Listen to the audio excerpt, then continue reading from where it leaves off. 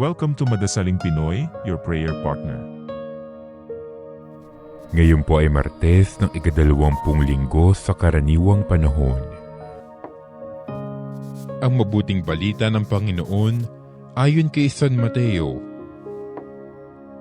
Noong panahong iyon, sinabi ni Jesus sa kanyang mga alagad, "Sinasabi ko sa inyo, napakahirap mapabilang ang mayayaman sa mga pinaghaharian ng Diyos.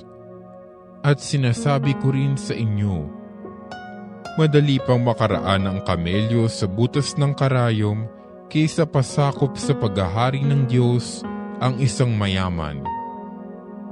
Nagtaka ang mga alagad nang marinig ito, kaya't naitanong nila, "Kung gayon, sino po ang maliligtas?"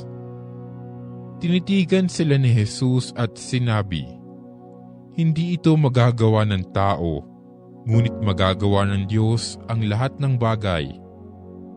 At nagsalita si Pedro, "Tignan po ninyo, iniwan namin ang lahat at kami sumunod sa inyo. Ano po naman ang para sa amin?"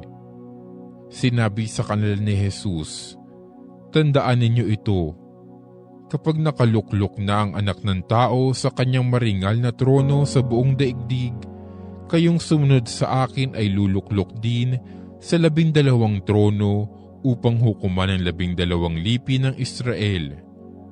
At ang sino mang magtiis na iwan ng tahanan, mga kapatid na lalaki at babae, ama, ina, mga anak, o mga lupain alang-alang sa akin, ay tatanggap ng makasandaang ibayo at pagkakalooban ng buhay na walang hanggan.